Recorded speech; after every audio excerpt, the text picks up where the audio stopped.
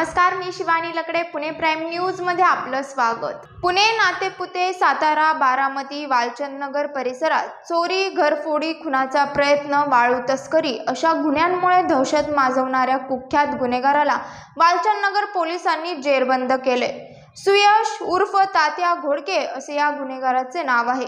वालचंदनगर पोलिसांनी त्याला पकडताना त्याच्याकडून 3 गावठी पिस्तल, 10 जिवंत काडतूस, 9 गावठी सुतळी बॉम्ब, पालघन, तलवारीचे पाते असा शस्त्रसाठा त्याच्याकडून जप्त केलाय. तात्या घोडके याच्यावर 9 गंभीर गुन्हे दाखल असून तो बारामती परिसरात दहशत माजवत असल्याने त्याच्या विरुद्ध तक्रार देण्यासाठी कोणी पुढे येत नव्हतं. वालचंदनगर पोलीस ठाण्याचे तत्कालीन प्रभारी अधिकारी विक्रम साळुंके यांनी त्याच्यावर MPDA अंतर्गत स्थानबंद करण्याचा प्रस्ताव पोलीस अधीक्षक पंकज देशमुख यांच्या मार्फत जिल्हाधिकारी डॉक्टर सुहास दिवसे यांच्याकडे सादर केला होता. त्याला जिल्हाधिकारी डॉक्टर सुहास दिवसे यांनी 3 सप्टेंबरला स्थानबंद करण्याचे आदेश दिला होता.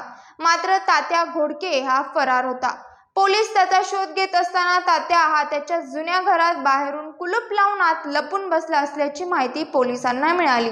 त्यानुसार पोलिसांनी त्याच्या कामगार वसाहतीतील घराला 4ही बाजूने घेरून पोलिसांनी मागील बाजूने घरात प्रवेश करून आरोपीला अटक केली. या प्रकरणी वालचंदनगर पोलिसांनी अधिक माहिती दिली आहे. पोलीस स्टेशनच्या हद्दीमध्ये वालचंदनगरचे प्रभारी अधिकारी श्री राजकुमार डोंगे यांच्या नेतृत्वाखाली पोलीस हवालदार स्वामी, पोलीस हवालदार काटकर, पोलीस हवालदार बनसोडे, पोलीस शिपाई चितकोटे, पोलीस शिपाई चोपणे, पोलीस शिपाई सोनवणे, महिला पोलीस शिपाई कर्दिक यांनी मिळून एक मोठी कारवाई या पोलीस स्टेशनच्या हद्दीमध्ये केलेली आहे. ज्यामध्ये या पोलीस स्टेशनचा यासोबतच वडगाव, निंबाळकर, नेतेपुते, सातारा शहर अशा तिन्ही जिल्ह्याच्या बॉर्डरवरील वेगवेगळ्या अवैध कारवायांमध्ये गुंतलेला पाहिजे आरोपी सुयश उर्फ सोमनाथ घोडके यास कारवाई करून आज रोजी ताब्यात घेतलेला आहे.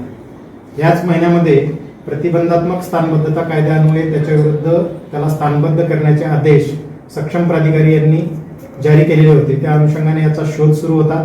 याच्यावर आजपर्यंत जबरी चोरी, दुखापत, खुनाचा प्रयत्न करणे, गंभीर जखमी करणे, शस्त्र अधिनियमान्वये वेगवेगळे शस्त्र सोबत बाळगणे, शासकीय नोकरावर हल्ला, दिवसा व रात्रीची घरफोडी करणे, दुखापत करणे व आपल्या साथीदारासह हा गुन्हे करत असतो. ज्यामध्ये एकूण पीडित त्याच्यामध्ये महिला असतील, या भागातील कामगार असतील, लोकसेवक, व्यापारी, शेतकरी, चालक अशा वेगवेगळ्या लोकांना धमकावून या परिसरामध्ये त्यांनी आपली एक स्वतःची वेगळी दहशत त्यांनी निर्माण केली होती, ज्याच्यामुळे सार्वजनिक शांतता व सुव्यवस्था बिघडत होती.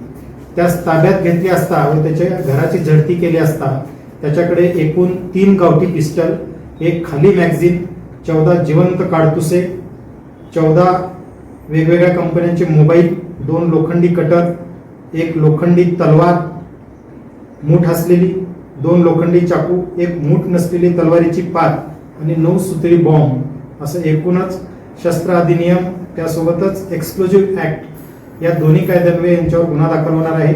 एवढ्या मोठ्या प्रमाणामध्ये जो शस्त्रसाठा याच्याकडे अवैधरित्या सापडल्यामुळे त्याला ताब्यात घेण्यात आलेला आहे. याच्यासोबत इतरही साथीदार असण्याची शक्यता आहे. हे शस्त्रास्त्र कुठून आणले, काय आणले या संदर्भात पुढील आधील तपास वालचंदनगरचे पोलीस करणार आहेत. थँक्यू. पाहत रहा पुणे प्राईम न्यूज. धन्यवाद.